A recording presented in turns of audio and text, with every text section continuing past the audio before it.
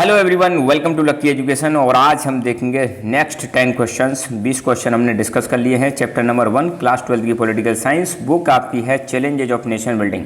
तो पर video 10 question हमने देखा, डिस्कस करने का प्रॉमिस किया था। तो शुरुआत करते हैं क्वेश्चन नंबर 21 से। What by the main aim of two nation theory. आप सबको बताया टू नेशन थ्योरी किसने दी थी? मुस्लिम लीग ने दी थी, जिन्ना ने दी थी। जिसका एम क्या था, एम पूछ रहे हैं, तो इनका पर्पज ये था कि मुस्लिम्स के लिए एक अलग से देश होना चाहिए। टू नेशन थ्योरी क्या कहती है कि इंडिया में दो तरह के लोग हैं, हिंदू एंड मुस्लिम, और मुस्लिमों के लिए सेपरेट कंट्री होना चाहिए, Pakistan. When India got independence, India को आज़ादी कब मिली? तो 14-15 अगस्त, मतलब यूँ कह लो मिडनाइट 14-15 अगस्त को 1947 को हमें आज़ादी मिली थी। Give the name of two provinces which were divided during the partition of India. Bharat का जब पार्टीशन हुआ था तो कौन कौन से मेन दो जगह थी जहाँ पे सबसे ज़्यादा उनका डिवीजन देखने को मिलता है? एक तो पंजाब वाला रीजन था ये वाला, और एक था बंगाल वाला रीजन। ठीक है, यहाँ पे ज़्यादा डिवीजन देखने को मिलता है। Name two states today that were once a union territory. उन दो स्टेट का नाम बताओ। आज की डेट में तो स्टेट है, मगर किसी ज़माने में यूनियन टेरिटरी हुआ करती थी। तो गोवा और हिमाचल प्रदेश, गोवा एंड हिमाचल प्रदेश। कमेंट करके बताओ हिमाचल प्रदेश की कैपिटल क्या है। प्लस एक चीज़ और आपको बतानी है, अगर आपने पॉलिटिकल साइंस पढ़ी रखी है, हिमाचल प्रदेश में तिब्बत से उनके एक रिलीजियस गुरु को लाया गया था, दलाई लामा को। तो किस जगह पर उनको रख रखा है उसका कमेंट करके आपको बताना है ना, कौन सी जगह पर दलाई लामा रहते हैं अभी, जो तिब्बत से आए थे, है ना।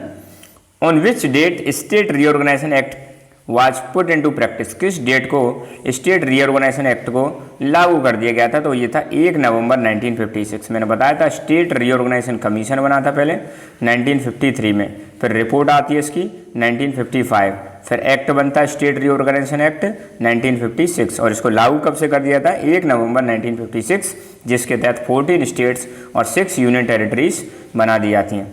Under which article special status was given to Jammu and Kashmir. कौन से आर्टिकल के तहत स्पेशल स्टेटस दिया गया है जम्मू कश्मीर को?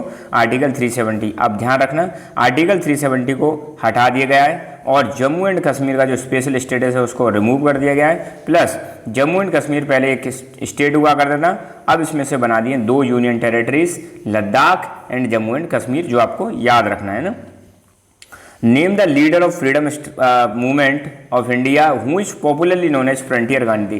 तो फ्रंटियर गांधी के नाम से किसको जाना जाता है? खान अब्दुल गफ्फार खान, जो नॉर्थ वेस्ट फ्रंटियर प्रोविंस से बिलोंग करते थे और ये नहीं चाहते थे कि अलग से पाकिस्तान बने, है ना। What was the main recommendation of state reorganisation commission. जो स्टेट रीऑर्गेनाइजेशन कमीशन बना था उसकी मेन रिकमेंडेशन क्या थी? इन्होंने क्या सिफारिश दी? ठीक है, इन्होंने ये सिफारिश दी कि स्टेट मतलब कंट्री को रीऑर्गेनाइज किया जा सकता है, दोबारा से व्यवस्थित किया जा सकता है on the basis of language. अगर मान लो, अब आपको पता ही है 1953 में विशाल आंध्रा मूवमेंट स्टार्ट हो गया था, है ना, 1950 के आसपास। 1953 में तो आंध्रा बनी जाता है, तो 1950 के आसपास ही विशाल आंध्रा मूवमेंट स्टार्ट हो जाता है, जहाँ पे एक अलग सेपरेट आंध्रा स्टेट की डिमांड की जाती है मद्रास में से। और इस आंदोलन में आपको पता है जो पोटी श्रीरामुलु थे उनकी डेथ हो जाती है 56 दिन के हंगर स्ट्राइक के बाद।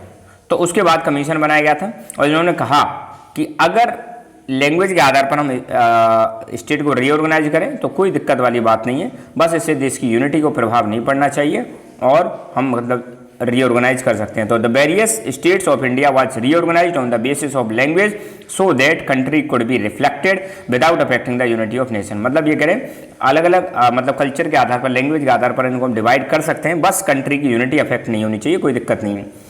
What were the biggest obstacles in nation building at the time of India's independence?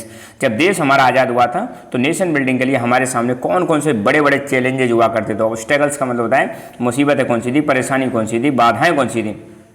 तो पहला था देश को यूनाइट करना, दूसरा डेमोक्रेसी को इस्टेब्लिश करना, तीसरा development and wellbeing of society, fourth था हमारा रिफ्यूजी प्रॉब्लम। ये बड़े चैलेंजेस थे।